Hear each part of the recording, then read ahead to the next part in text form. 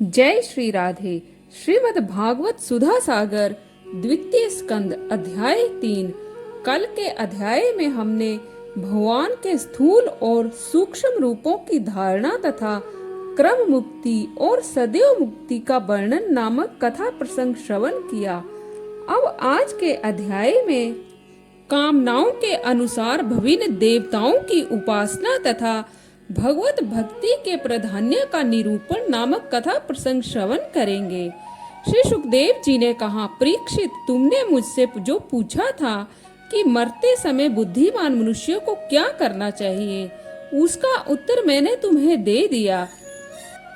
जो ब्रह्म तेज का इच्छुक हो वह बृहस्पति की, जिसे इंद्रियों की विशेष शक्ति की कामना हो वह इंद्र की, और जिसे संतान की लालसा हो वह प्रजापतियों की उपासना करे। जिसे लक्ष्मी चाहिए वह माया देवी की, जिसे तेज चाहिए वह अग्नि की, जिसे धन चाहिए वह वस्तुओं की, और जिस प्रभावशाली पुरुष को वीरता की चाह हो उसे रुद्रों की उपासना करनी चाहिए। जिसे बहुत अन्न प्राप्त करने की इच्छा हो वह अदिति का, जिसे स्वर्ग की कामना हो वह अदिति के पुत्र देवताओं का, जिसे राज्य की अभिलाषा हो वह विश्व देवों का, और जो प्रजा को अपने अनुकूल बनाने की इच्छा रखता हो उसे साध्य देवताओं का आराधन करना चाहिए। आयु की इच्छा से अश्विनी कुमारों का, पुष्टि की इच्छा से पृथ्वी का, और प्रतिष्ठा की इच्छा हो तो लोक माता पृथ्वी और ध्यो अर्थात आकाश का सेवन करना चाहिए। सौंदर्य की चाह से गंधर्वों की, पत्नी की प्राप्ति के लिए उर्वशी अप्सरा की, और सबका स्वामी बनने के लिए ब्रह्मा की आराधना करनी चाहिए। जिसे यश की इच्छा हो वह यज्ञ पुरुष की, जिसे खजाने की लालसा हो वह वरुण की, विद्या प्राप्त करने की आकांक्षा हो तो भगवान शंकर की, और पति पत्नी में परस्पर प्रेम बनाए रखने के लिए पार्वती जी की उपासना करनी चाहिए। धर्म उपार्जन के लिए विष्णु भगवान की, वंश परंपरा की रक्षा के लिए पितरों की, बाधाओं से बचने के लिए यक्षों की, और बलवान होने के लिए मरुदगणों की आराधना करनी चाहिए। राज्य के लिए मनवंतरों के अधिपति देवों को, अभिचार के लिए निरति को, भोगों के लिए चंद्रमा को, और निष्कामता प्राप्त करने के लिए परम पुरुष नारायण को भजना चाहिए।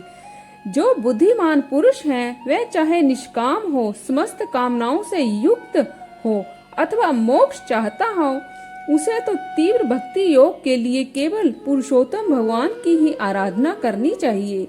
जितने भी उपासक हैं उनका सबसे बड़ा हित इसी में है कि वे भगवान के प्रेमी भक्तों का संग करके भगवान में अविचल प्रेम प्राप्त कर लें। ऐसे पुरुषों के सत्संग में जो भगवान की लीला कथाएं होती हैं उनसे उस दुर्लभ ज्ञान की प्राप्ति होती है जिससे संसार सागर की त्रिगुणमयी तरंग मालाओं के थपेड़े शांत हो जाते हैं। हृदय शुद्ध होकर आनंद का अनुभव करने लगता है। इंद्रियों के विषय में आसक्ति नहीं रहती। कैवल्य मोक्ष का सर्वसम्मत मार्ग भक्ति योग प्राप्त हो जाता है। भगवान की ऐसी रसमयी कथाओं का चस्का लग जाने पर भला कौन ऐसा है जो उनसे प्रेम ना करे। शौनक जी ने कहा, सूत जी, राजा परीक्षित ने सुखदेव जी की यह बात सुनकर उनसे और क्या पूछा। वे तो सर्वज्ञ होने के साथ ही साथ मधुर वर्णन करने में भी बड़े निपुण थे। सूत जी, आप तो सब कुछ जानते हैं, हम लोग उनकी वह बातचीत बड़े प्रेम से सुनना चाहते हैं। आप कृपा करके अवश्य सुनाएं, क्योंकि संतों की सभा में ऐसी ही बातें होती हैं जिनका पर्यवसान भगवान की रसमयी लीला कथा में ही होता है। पांडु नंदन महारथी राजा परीक्षित बड़े भगवत भक्त थे। बाल्य अवस्था में खिलौने से खेलते समय भी वे श्री कृष्ण की लीला का ही रस लेते थे। भगवान में श्री सुखदेव जी भी जन्म से ही भक्त परायण हैं। ऐसे संतों के सत्संग में भगवान के मंगलमय गुणों की दिव्य चर्चा अवश्य ही हुई होगी। जिसका समय भगवान श्री कृष्ण के गुणों के गान अथवा श्रवण में व्यतीत हो रहा है, उसके अतिरिक्त सभी मनुष्यों की आयु व्यर्थ जा रही है। यह भगवान सूर्य प्रतिदिन अपने उदय और अस्त से उनकी आयु छीनते जा रहे हैं। क्या वृक्ष नहीं जीते?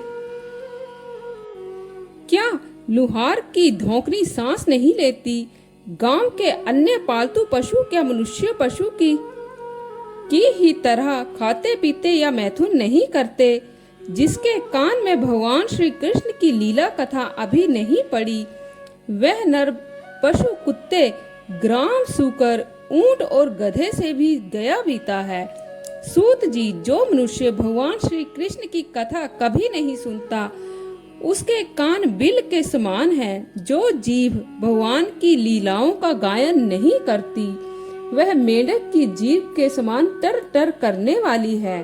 उसका तो न रहना ही अच्छा है। जो सिर कभी भगवान श्री कृष्ण के चरणों में नहीं झुकता, वह रेशमी वस्त्र से सुसज्जित और मुकुट से होने पर भी बोझा मात्र ही है। जो हाथ भगवान की सेवा पूजा नहीं करते, वे सोने के कंगन से भूषित होने पर भी मुर्दे के हाथ हैं। जो आंखें भगवान की याद दिलाने वाली मूर्ति, तीर्थ, नदी आदि का दर्शन नहीं करती, वे मोरों की पांख में बने हुए आंखों के चिन्ह के समान निरर्थक हैं। मनुष्य के वे पैर चलने की शक्ति रखने पर भी न चलने वाले पेड़ों जैसे ही हैं, जो भगवान की लीला स्थलियों की यात्रा नहीं करते। जिस मनुष्य ने भगवत प्रेमी संतों के चरणों की धूल कभी सिर पर नहीं चढ़ाई, वह जीता हुआ भी मुर्दा है। जिस मनुष्य ने भगवान के चरणों पर चढ़ी हुई तुलसी की सुगंध लेकर उसकी सराहना नहीं की, वह श्वास लेता हुआ भी श्वास रहित शव है। सूत जी, वह हृदय नहीं लोहा है, जो भगवान के मंगलमय नामों का श्रवण कीर्तन करने पर भी पिघलकर उन्हीं की ओर बह नहीं जाता। जिस समय हृदय पिघल जाता है, उस समय नेत्रों में आंसू छलकने लगते हैं और शरीर का रोम रोम खिल उठता है। प्रिय सूत जी, आपकी वाणी हमारे हृदय को मधुरता से भर देती है। इसीलिए भगवान के परम भक्त आत्म विद्या विशारद श्री सुखदेव जी ने परीक्षित के सुंदर प्रश्न करने पर जो कुछ कहा, वह संवाद आप कृपा करके हम लोगों को सुनाइए। तो आज के लिए बस इतना ही। कल फिर आपसे भेंट होगी। तब तक के लिए जय श्री राधे।